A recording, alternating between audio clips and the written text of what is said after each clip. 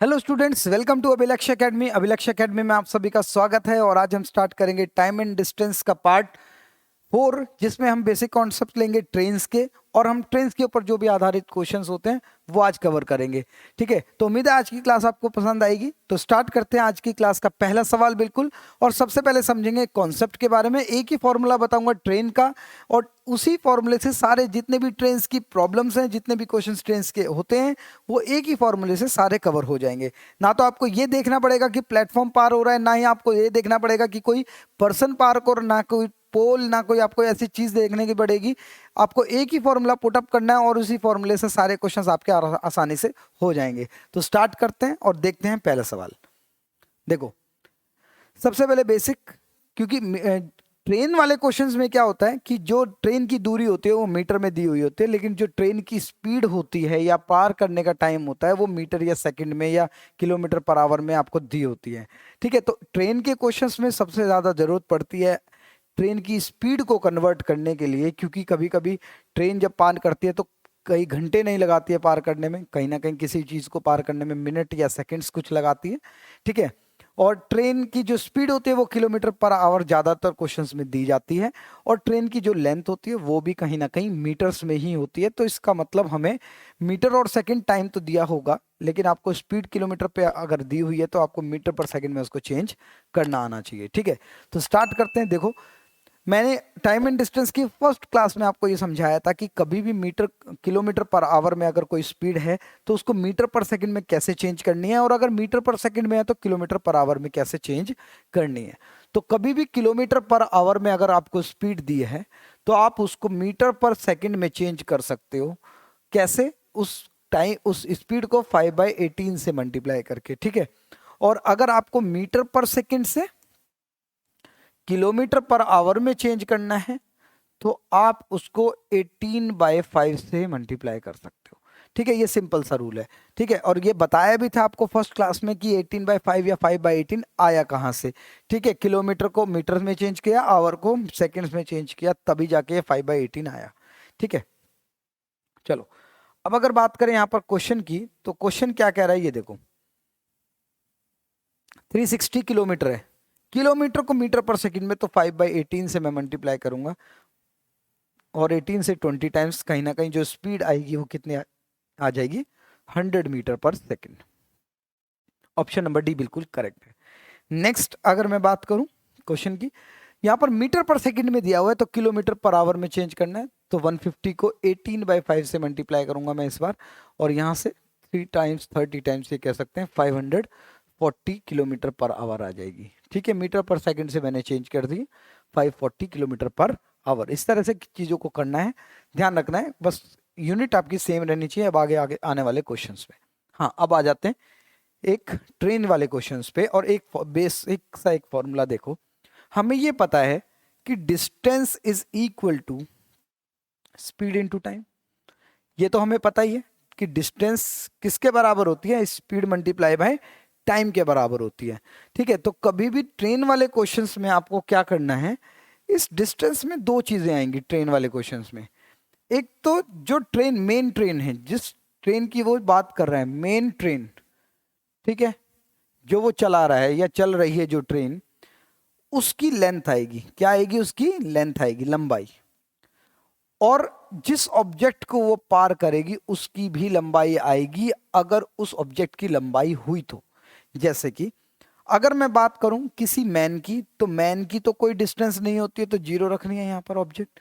लेकिन अगर प्लेटफॉर्म है, प्लेटफॉर्म की आपको लेंथ लेनी पड़ेगी, जो भी आपकी एक्स होगी, जो भी लंबाई होगी, मान लो 10 मीटर है या 100 मीटर है, जो भी है वो आपको ऑब्जेक्ट में रखना पड़ेगा। ऐसा इसलिए हो रहा है क्योंकि सबसे पहले तो ट्रेन अपने इंजन को पार करेगी, यहां तक आ जाएगी, फिर उसके बाद उस पूरी ट्रेन को पार करने के लिए उस प्लेटफॉर्म को भी पार करेगी। ठीक है, तो कहीं ना कहीं दो चीजें पार होती हैं तब जाके पूरी ट्रेन पार हो पाती है। इंजन पार नहीं कराना है हमें, हमें स्टार्टिंग से लेकर एंड तक पार कराना है। तो अगर स्टार्टिंग से एंड तक पार कराना है तो पहले ट्रेन अपने आप को पार करेगी, ठीक है, उसके बाद प्लेटफॉर्म को भी पार करेगी, तब जाके वो पूरी ट्रेन पार हो पाएगी। तो ध्यान रखें, मेन ट्रेन की लेंथ, जो भी ट्रेन चल रही है उसकी लेंथ रखनी है आपको, और उस ऑब्जेक्ट की लेंथ रखनी है जिस ऑब्जेक्ट को पार कर रही है। ये याद रहे कि ऑब्जेक्ट की लेंथ अगर हुई तो तब रखनी है।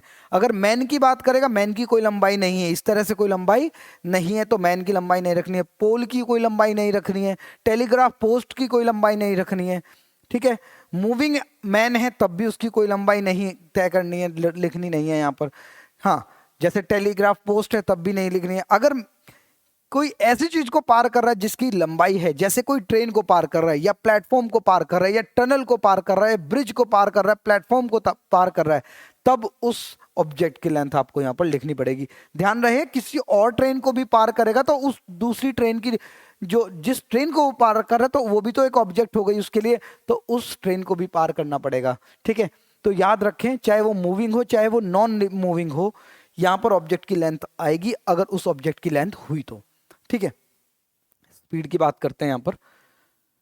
स्पीड हमेशा आएगी रिलेटिव। रिलेटिव मतलब अगर कि दूसरा ऑब्जेक्ट अगर मूविंग है, अगर दूसरा ऑब्जेक्ट मूविंग है तो उस मूविंग ऑब्जेक्ट की हमें डायरेक्शन देखते हुए स्पीड रखनी है। अगर मूविंग नहीं है तो केवल ट्रेन की स्पीड आएगी, ठीक है। रिलेशन में देखना पड़ेगा कि दूसरे ऑब्जेक्ट मूविंग है या नहीं। अगर दूसरा ऑब्जेक्ट मूविंग नहीं है तो केवल ट्रेन की स्पीड आ जाएगी जो ट्रेन चल रही है।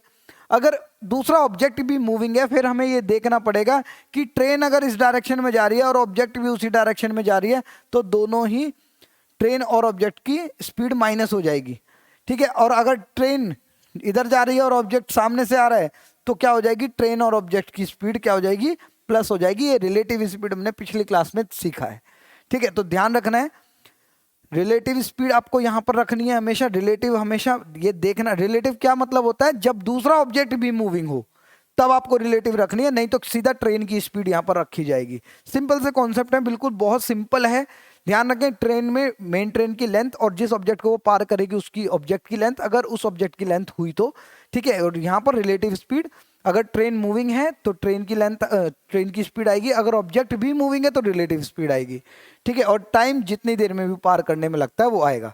अब जैसे यहाँ पर क्वेश्चन देखो, एक train covers 85 metre in passing a train signal post, तो what is the length of the train. देखो इसने कहा कि भाई एक ट्रेन है जिसको 85 मीटर लग जाते हैं पार होने में, ठीक है। Train covers 85 metre in passing a train. देखा जाए इसने कहा कि एक ट्रेन आती है और वो 85 मीटर तक चलती है उसको पार करने में, तो सबसे पहले तो ट्रेन यहां तक आएगी, जब वो पार करना शुरू करेगी तो यहां तक आ जाएगी, जब उसका बैक वाला हिस्सा यहां पर आएगा तो कहीं ना कहीं ये ही ट्रेन की लेंथ रहेगी। ध्यान रहे बिल्कुल, ठीक है। ट्रेन की लेंथ क्या रहेगी, तो 85 मीटर ही रहेगी, क्योंकि उस टेलीग्राफ पोस्ट की तो कोई लेंथ नहीं थी, उस टेलीग्राफ को पोस्ट करने में 85 मीटर्स लग गए, ठीक है। इसका मतलब 85 मीटर उस ट्रेन की ही लेंथ रहेगी। इसमें ऑप्शंस मैंने नहीं डाले क्योंकि बेसिक चीजें हैं ये। 29 metre long train passes a platform which is 100 metre long, ठीक है। तो कितनी ट्रेन ने डिस्टेंस ट्रेवल करी है, ठीक है, distance covered by the train in passing the platform. मैंने आपको बताया कि जब भी प्लेटफॉर्म को पार कर रही है तो सबसे पहले तो ट्रेन अपने आप को, पहले इंजन को यहाँ तक, यहाँ से यहाँ तक लेके आएगी, ठीक है। फिर यहाँ इंजन यहाँ तक आ गया, फिर इंजन आगे चला जाएगा तो पूरी ट्रेन को भी तो पार करना पड़ेगा। तो इसमें फिर से डिस्टेंस क्या आ जाएगी आपकी, कितनी चली है वो, जितनी ट्रेन की लेंथ थी प्लस ऑब्जेक्ट की मतलब प्लेटफॉर्म की लेंथ है। तो यहाँ पर आ जाएगा कितना, 29 मीटर लॉन्ग ट्रेन थी और 100 मीटर का प्लेटफॉर्म था, 129 इसका आंसर आ जाएगा, ठीक है। ध्यान रहे बेसिक चीजें हैं ये बिल्कुल ट्रेन के केसेस में।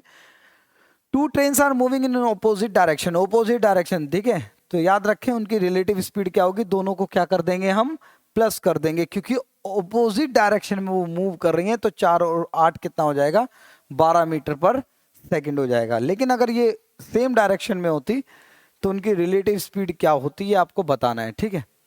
चलो इस जगह दो ट्रेन है moving in same direction with the speed of 19 and 25, ठीक है। What will be the relative speed of the train running at 25 kilometre in respect of the, ठीक है।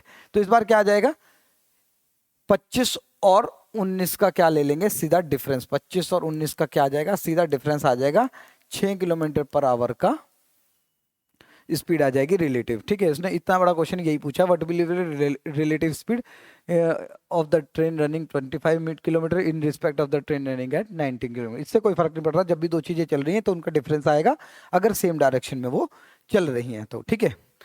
आगे की बात करते हैं।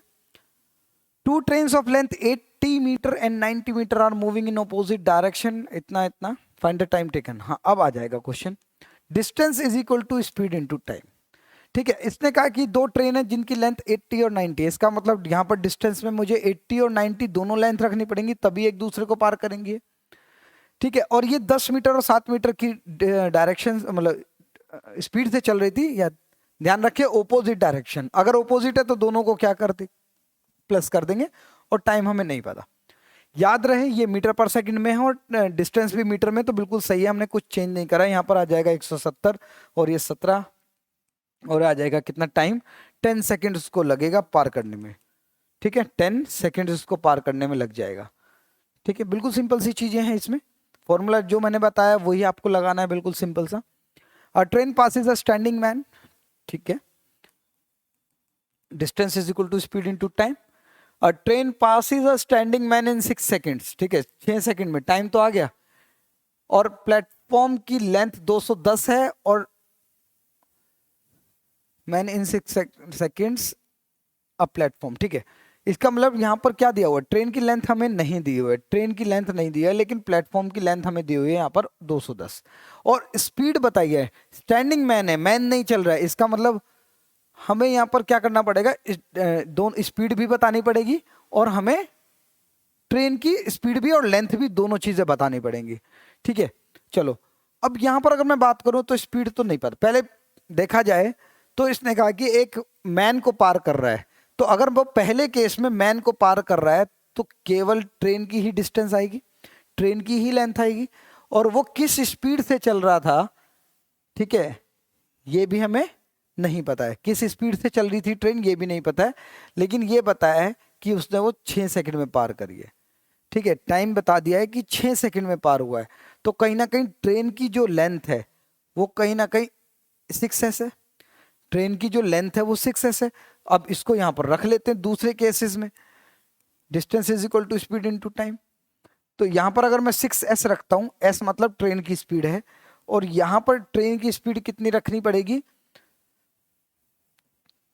सॉरी ट्रेन की जो डिस्टेंस है ये तो आ गई 6s, और प्लस वो एक प्लेटफॉर्म 210 को पार कर रहा है, और यहां पर स्पीड कितनी रखेंगे हम नहीं पता है हमें, यहां पर भी s आ जाएगा। ठीक है, और ये मल्टीप्लाई टाइम, टाइम इसने बताया कि प्लेटफॉर्म को पार करने में 16 सेकंड लगाता है। ध्यान रखें सब कुछ मीटर में और सेकंड में। तो अगर मैं इसको सॉल्व करता हूं तो 16s आ जाएगा, ये is equal to 6s plus 210। अगर इसको सॉल्व करें तो ये 6s इधर आके 10s हो जाएगा, और यहाँ पर जो टाइम है 210, और यहाँ पर स्पीड कितनी आ जाएगी, कहीं ना कहीं 21 आ जाएगी, जो कि ऑप्शन नंबर बी। ठीक है, पहले के से आपने डिस्टेंस रखी, क्योंकि दोनों चीजें नहीं पता थी तो कोई ना कोई चीज रख सकते थे हम, s इंटू 6। फिर यहाँ पर हमने वही डिस्टेंस 6s रख लिया, 6s रखा, और जाके हमने यहाँ पर टाइम निकाल, सॉरी स्पीड निकाल दी। A 250 meter long train is running at 100 kilometer per hour. In what time will it pass a running man at 10 kilometre per hour? देखो distance is equal to speed into time. इसने कहा 250 metre long train है, ठीक है, यहाँ पर train की length रखी जाएगी डिस्टेंस में, प्लस मैन की तो कोई स्पीड ही नहीं है, तो लेंथ ही नहीं है, तो इसका मतलब केवल ट्रेन की लेंथ रखी जाएगी। स्पीड की बात करें तो ट्रेन की 100 है और मैन की 10 है, और सेम डायरेक्शन में चल रहे, तो कहीं ना कहीं मुझे ये 90 रखनी पड़ेगी, 100 माइनस 10 रखनी पड़ेगी सेम डायरेक्शन की वजह से। लेकिन ये कहीं ना कहीं 5/18 से मल्टीप्लाई होगा, क्योंकि ये मीटर में था, ठीक है, और जो आपकी स्पीड है वो किलोमीटर पर आवर में है, ठीक है, और मल्टीप्लाई बाय टाइम। तो 18 से 5 बार 90, 25 से 10 बार, तो कहीं ना कहीं जो टाइम है वो कितना लगेगा, 10 सेकंड लगेंगे। तो आंसर क्या आ जाएगा, 10 सेकंड्स। ठीक है, उम्मीद है चीजें समझ आ रही हैं आपको। ठीक है, next question, 220 metre long train है, distance is equal to speed into time. 220 metre की लॉन्ग ट्रेन है, ठीक है, ट्रेन की लेंथ तो आएगी। Will it pass a man running in direction opposite direction is equal to, speed 120 है और मैन की स्पीड 12 किलोमीटर पर आवर है, तो 120 माइनस 12 करेंगे, ऑपोजिट डायरेक्शन है तो प्लस करेंगे, ठीक है, लेकिन मल्टीप्लाई बाय क्या करना पड़ेगा, 5/18, क्योंकि जो डिस्टेंस है वो मीटर में है और स्पीड किलोमीटर पर आवर में, और यहाँ पर टाइम हमें निकालना है। ठीक है, तो अगर मैं यहाँ पर बात करूं 220 220 इज इक्वल टू ये 132 मल्टीप्लाई बाय 5/18। ठीक है, 3 से काट लेते हैं, 3 6 जा या 6 से 6 3 से 18, 6 2 जा 12, 6 2 जा 12 और ये आ जाएगा कहीं ना कहीं 22 इंटू 10, 5 से 2 टाइम्स और ये 3 इंटू 2 6 सेकेंड इसका एग्जैक्टली आंसर आ जाएगा, ये रहा। ठीक है, वही चीजें रख रहे हैं, बस आपको ध्यान रखना है डिस्टेंस क्या रखनी है और स्पीड क्या रखनी है। अगर मूविंग है तो फिर रिलेटिव स्पीड आएगी। यहां पर बात करें, एक ट्रेन की लेंथ दी हुई है, distance is equal to speed into time, passes the platform of 350। ठीक है, तो इसका मतलब यहां पर 250 प्लस 350 प्लेटफॉर्म की लेंथ आएगी। ठीक है, दोनों चीजें, क्योंकि एक ट्रेन की लेंथ थी, प्लेटफॉर्म को पार कर रही थी 350, स्पीड प्लेटफॉर्म तो चल नहीं रहा है, केवल ट्रेन की ही स्पीड आएगी, जो कि हमें ट्रेन की स्पीड नहीं पता, तो ऐसे ही रख लेते हैं। ठीक है, इन 50 सेकंड। चलो यहां पर क्या ये बोल सकते हैं 50 सेकंड आया। पहले इसको ही सॉल्व करके क्या मैं ये बोल सकता हूं ये 500 और ये 600 इज इक्वल टू 50 आ जाएगा, s इंटू 50। ठीक है जी, 5 से कहीं ना कहीं 12, तो क्या ये बोल सकते हैं स्पीड उसकी 12 रही होगी, लेकिन इसने कहा कि उसको प्लेटफॉर्म को पार करना है किसी और प्लेटफॉर्म को जो कि 230 मीटर का है, तो distance is equal to speed into time. ठीक है, 250 मीटर की ट्रेन तो थी वो, लेकिन दूसरे प्लेटफॉर्म की लेंथ 230 है, स्पीड आ जाएगी 12, लेकिन ये कहीं ना कहीं मीटर पर सेकंड में ही आई है, 12 मीटर पर सेकंड है, तो 12 ही रहने देते हैं और टाइम यहाँ पर रख लेते हैं जो हमें निकालना है। ठीक है, तो ये आ जाएगा कहीं ना कहीं 480 इज इक्वल टू 12 गुना टी, और 12 से कहीं ना कहीं ये 40 आ जाएगा आंसर, और 40 सेकंड में दूसरे वाला प्लेटफॉर्म जो है वो पार हो जाएगा। ठीक है, तो आज की क्लास में इतना ही रखते हैं, बेसिक चीजें थी बिल्कुल, ये ट्रेन के आज बेसिक क्वेश्चंस थे। ठीक है, उम्मीद आप आज की क्लास आपको पसंद आई है। किसी भी तरह की अगर आपको कोई भी डाउट होता है, किसी भी तरह की प्रॉब्लम होती है, तो आप कमेंट बॉक्स में लिख सकते हैं। ठीक है, और अच्छे से आप पढ़ते रहिए। अगर आपने चैनल को सब्सक्राइब नहीं किया है तो चैनल को जरूर सब्सक्राइब करें, वीडियो को भी लाइक करें और बेल आइकन को जरूर दबाएं, जिससे कि नोटिफिकेशन आपको सबसे पहले मिले। ठीक है, तो मिलते हैं आपसे नेक्स्ट क्लास में, तब तक अच्छे से पढ़ते रहिए। Thank you.